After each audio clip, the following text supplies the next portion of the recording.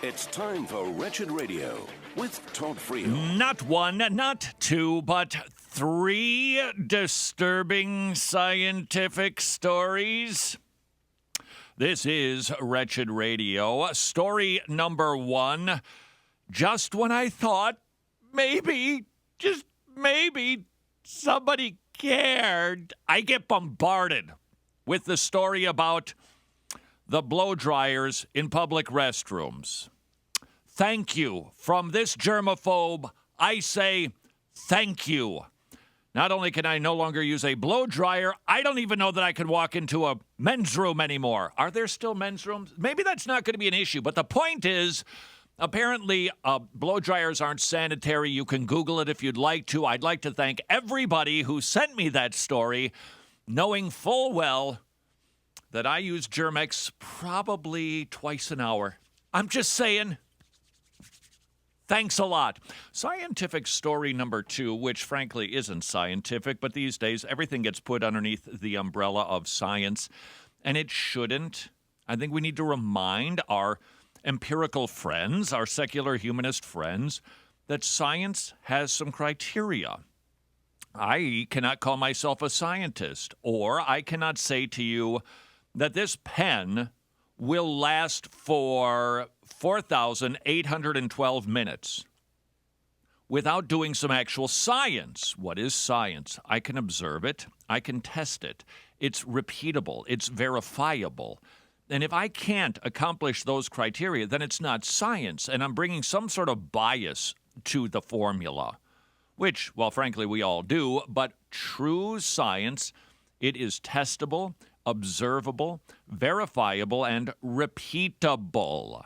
Ask yourself the question, does psychiatry qualify for that? Answer, no, can't, because there are no tests for issues that the DSM-5 continues to tell us are mental disorders. I received an email. Seriously, this is more disturbing than the blow dryer story, if you don't mind me saying so. This is from Janice, sent this into my attention. Mr. Friel. Janice, while I appreciate the emails, it's Mr. Friel to you. Here's an interesting article I came across in my counseling paper research. She's taking biblical counseling. By the way, I encourage you to do that. Either become a biblical counselor through the Association of Certified Biblical Counselors or get your master's at masters.edu. You can do it long distance. She writes, it suggests you and I might suffer from intolerant personality disorder. What? If you do things that make people feel bad, you have intolerant personality disorder. Anybody getting a little concerned about that slippery slope? Because if we are suddenly labeled as being scientifically mentally disturbed because we make somebody feel bad, Christians, you and I are the people that make people feel bad. More than the KKK, more than Islam, we make people feel bad. Why? Because Jesus is a stumbling block. People don't like hearing, no, you can't earn your way to heaven. You're condemned. God has you in his scope, and you're going down. And your only hope of rescue is Jesus Christ. Escape the wrath that is to come. Believe in him and him only. Oh, that makes people howl. If this supposed scientific research becomes embedded into DSM-5 or 6 lore, the Diagnostic Statistical Manual, you and I are in big trouble, Christian, because we make a lot of people feel bad. Consider not just Jesus a stumbling block. What about moral issues? What about marriage issues? What about taking care of children issues? What about role issues? Speak up. You've got a personality disorder. It's IPD, intolerant personality disorder. This is disturbing. I would like to read some of this to you so that you can see what they're trying to do, understand what they're trying to do, because likely if this gathers any sort of steam, it could ultimately roll us over. It starts typically in academia. That's what this is. This particular presentation, prepared by 3 PhDs from Johns Hopkins University. You're going to hear category confusion. You're going to hear a relabeling of things from sin to disease. This is the whole, everything is a disease. Everything is a disorder. Nothing is sin. Nothing is because of the fall in secular psychiatry world. It's all some sort of pathology. Their groupings are troubling. Intolerance, very poorly defined.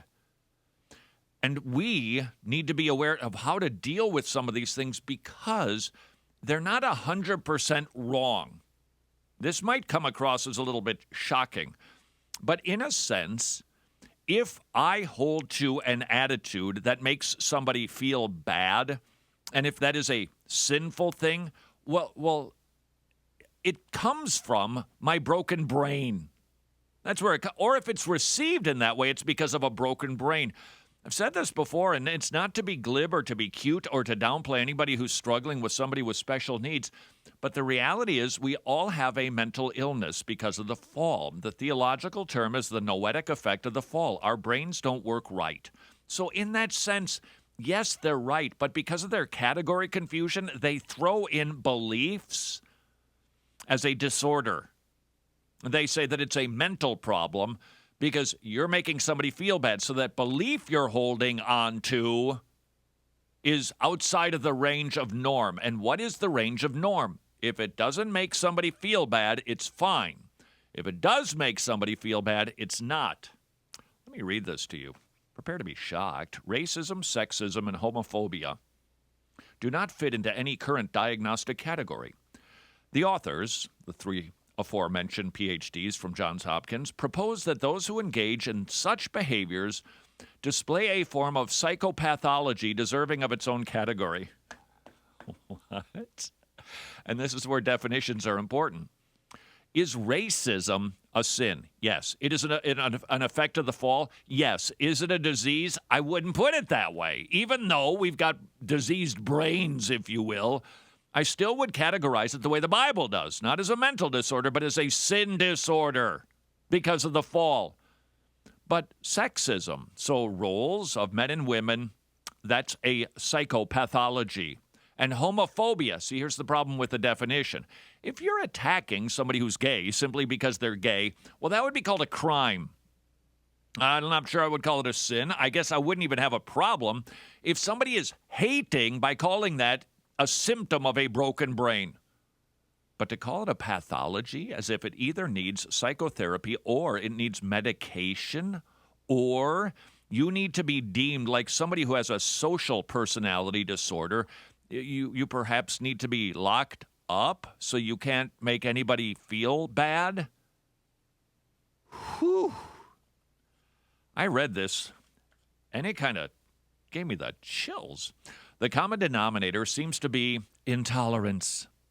Well, see, it's not intolerant to simply believe that somebody is doing something wrong.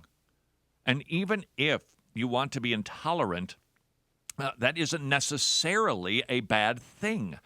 Facebook is intolerant of people who put up things they don't like. Now, Mark Zuckerberg wasn't able to identify those things when he was testifying before Congress. When he was asked, what is hate speech? But I do know this. We're going to edit stuff we don't like. I'm paraphrasing for him. So he's being intolerant of something. Intolerance is not necessarily bad.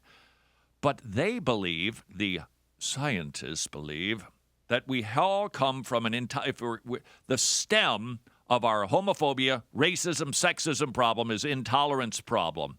The authors explore the possibility of an intolerant personality disorder, outline likely symptoms, and suggest some possible treatment considerations. We concur that racism should be subject to scrutiny for signs of possible clinical syndromes, which are thereby subject to treatment and amelioration. However, we do not conceptualize racism as an addiction. Well, that's such a fine difference, I can't tell the difference, frankly. A person who is sexist or homophobic may be doing serious harm to others, but may not meet the diagnostic criteria descriptive of obvious psychopathology. So what are they going to do? They're going to create new characteristics and criteria. This is both disturbing and interesting in view of the fact that some clients diagnosed with antisocial personality disorder can be less destructive. We believe that this is a flaw in the current conception and categorization of mental disorders. In other words, somebody with an antisocial behavior problem who could have a likelihood of hurting somebody, hey, it's the homophobes, the racists, and the sexist people, read Christians, that are hurting people.